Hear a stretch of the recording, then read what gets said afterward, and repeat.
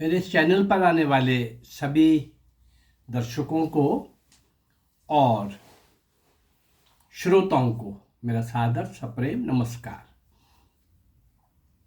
भारतीय स्वतंत्रता संग्राम का 190 वर्ष का इतिहास।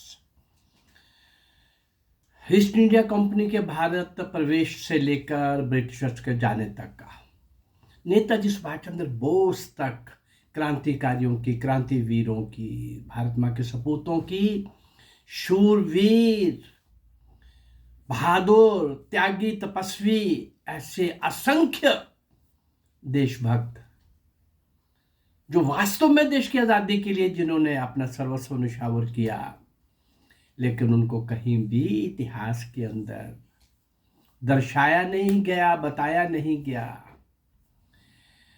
अभी 388 के आसपास आपके पास वीडियोस पहुंची हैं और 98% मैंने आपके सामने वो क्रांतिवीर लाए हैं जिनको कोई नहीं जानता, और बलिदान एक से एक बढ़ करके हुआ।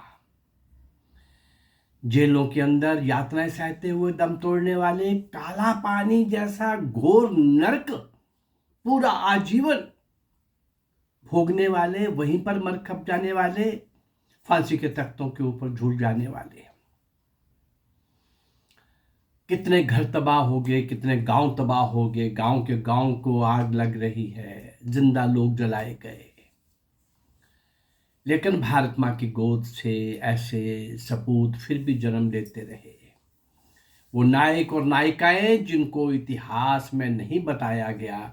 मेरा एक प्रयास है इस चैनल के माध्यम से मैं उन सारे अज्ञात क्रांतिवीरों को, देशभक्तों को, भारत माँ के सपूतों को आपके सम्मुख लाऊं।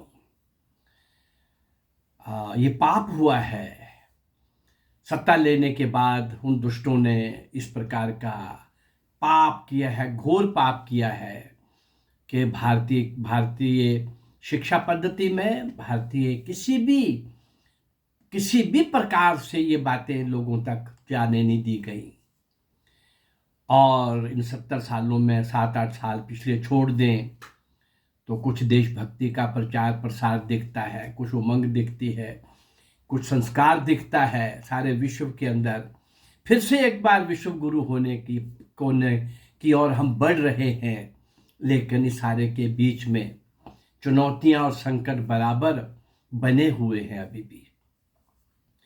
पर अभी मेरा उद्देश्य तो केवल इतना है कि उन क्रांतिवीरों के साथ न्याय हो, जो कोई माला पहनने के लिए या नाम चमकाने के लिए शहीद नहीं हुए, बलिदान नहीं हुए, कुर्बान नहीं हुए। वो नींव के पत्थर मौन तपस्वी तो चले गए, हंसते खेलते हुए फांसी के तख्ते को झूल गए, भारत माँ की गोद में हमेशा की नींद सो गए। लेकिन हमारा तो दायित्व था, और हमारा दायित्व जो था उसमें, और देखिए जो मैंने कहा कि घोर पाप, महापाप, ये सत्ताधारी लोग क्या कर रहे थे, आजादी जब ले रहे थे भीख के रूप में और वो स्पॉन्सर्ड अपने नेताओं को दे रहे थे, तो ये क्या एग्रीमेंट कर रहे थे, नेताजी सुभाष चंद्र बोस जिंदा या मुर्दा हमें मिल गए तो हम आपको सौंप देंगे। भारत माँ के उस सपूत का, उस क्रांतिवीर का, उस फर्स्ट आईसीएस ऑफिसर का, उस क्रांतिकारी का, सारी दुनिया के अंदर जिसने यश और कीर्ति कमाई। 1943 में 21 अक्टूबर 1943 को, 1943 को, 4 साल पहले यहीं इसी काला पानी की जेल के अंदर, सेलुलर जेल में, तिरंगा लहराया था। आजाद हिंदुस्तान घोषित किया था और 12 देशों ने उसको मान्यता दी थी। ऐसे महान क्रांतिवीर नेताजी सुभाष चंद्र बोस का सौदा कर रहे थे हमारे ये सत्ताधीश, ये नेहरू एंड कंपनी। लेकिन चलिए, जो उन्होंने करना था उन्होंने किया। जो देश की आज़ादी के लिए जो जिन्होंने वो करना था वो किया, लेकिन इतिहास कई बार रिपीट भी होता है और इतिहास बदलता भी है।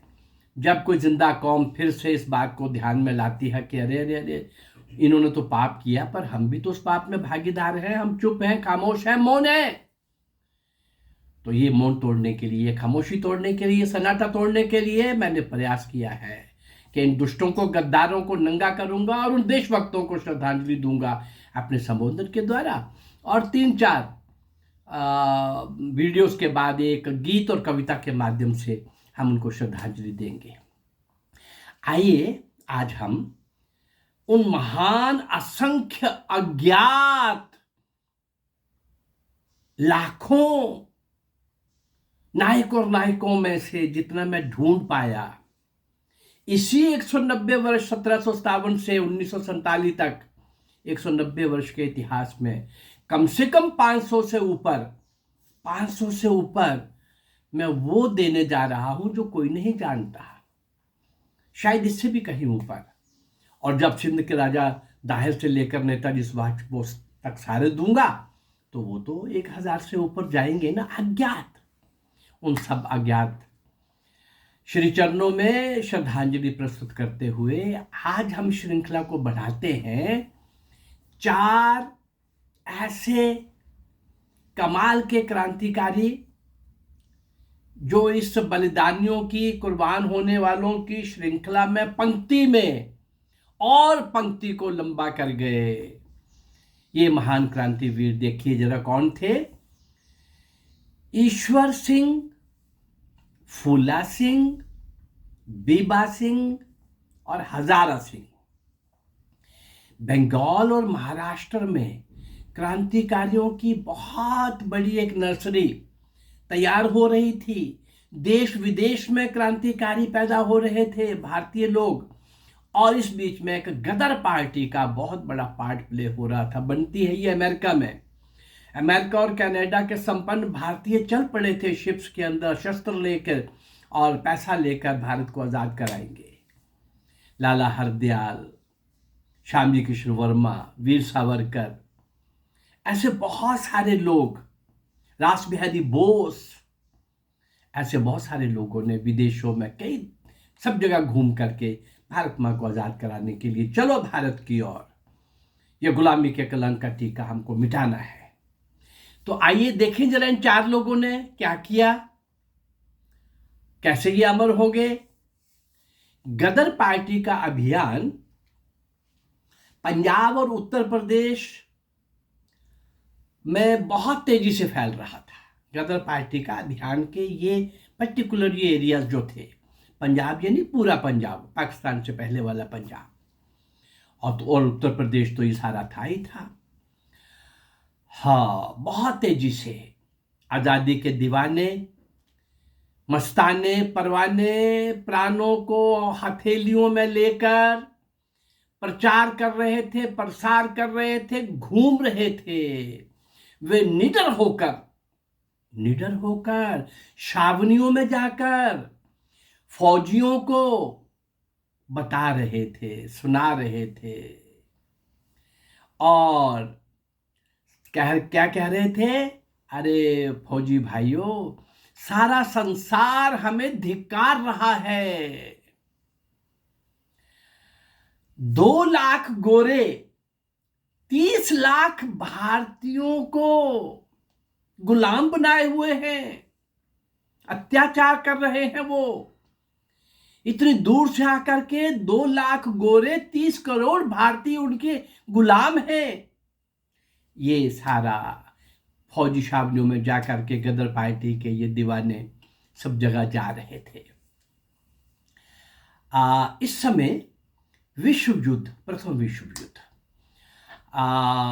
शुरू हो गया है। तो हमारा ये जो दुश्मन, हमारा दुश्मन मतलब ये अंग्रेज लोग, ये फंसा हुआ है युद्ध के अंदर।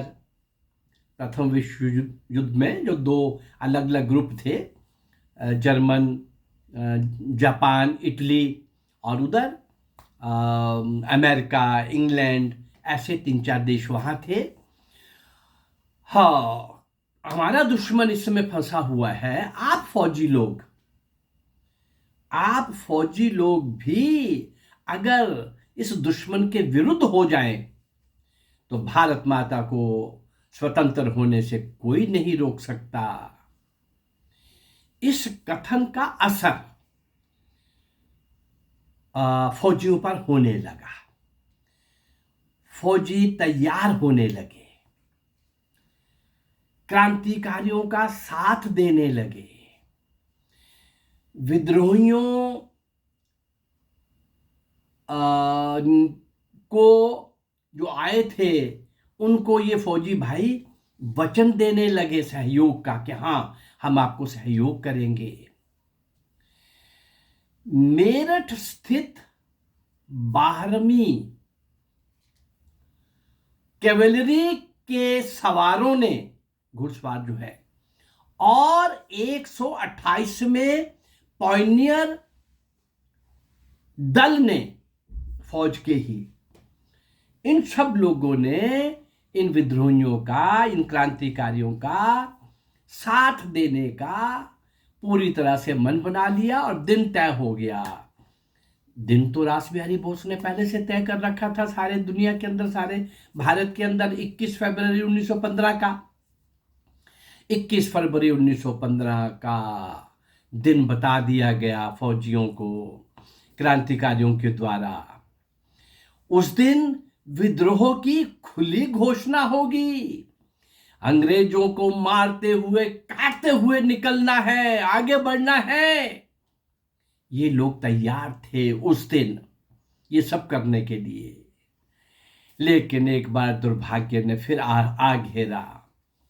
दुर्भाग्य से एक देशद्रोही ने पुलिस को, बाकी दूसरी बची सेना को, ऑफिसर्स को बता दिया और ये 21 फरवरी 1915 का ये क्रांति का दिन, विद्रोह का दिन,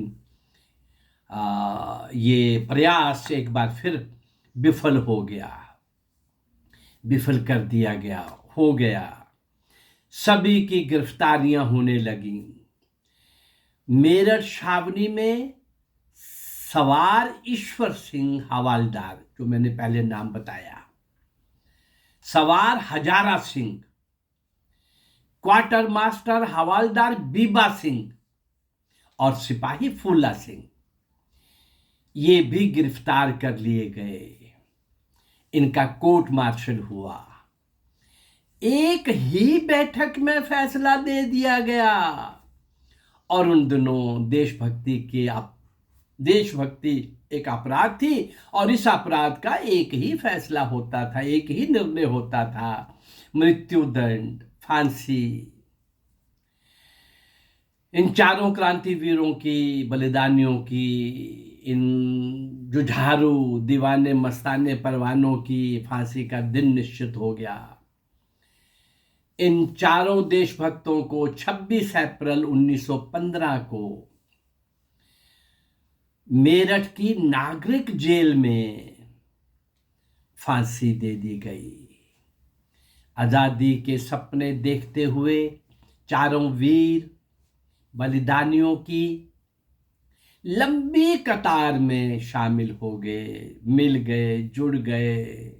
ये चारों वीर जो पहले से एक लंबी कतार थी, 1857 से 1947, ये 90 वर्ष का तो मैंने वीर मंगल पांडे से सुभाष चंद्र बोस के तो अनंत नायक और नायिका आपके सामने रखी हैं, पर मैंने 190 वर्ष का पूरा इतिहास आपके सामने रखा है और रख रहा हूं। उसी कड़ी में आज इन 4 क्रांतिवीरों को मैं आपके सामने लाया हूं और हमें बताया गया, आज़ादी जिन 2 लोगों का नाम लिया जाता है, इससे बड़ी शर्म इस देश के लिए कोई नहीं हो सकती। जिस पार्टी का नाम लिया जाता है, इससे बड़ा अपराध और इससे बड़ा क्रूर मजाक कोई और हो नहीं सकता। जिन्होंने वास्तव में देश के लिए अपना सर्वस्व निछावर किया, उनको हम भूल गए। इस चैनल के माध्यम से मेरा प्रयास होता है कि मैं ऐसे अज्ञात नायक और नायिकाओं को आपके सामने लाऊं और आज भी मैंने वही एक प्रयास किया है। मेरा ये प्रयास अगर आप लोगों को अच्छा लग रहा है तो मेरे इस चैनल को लाइक करिए, सब्सक्राइब करिए और इसको शेयर करिए। नमस्कार, जय भारत, धन्यवाद।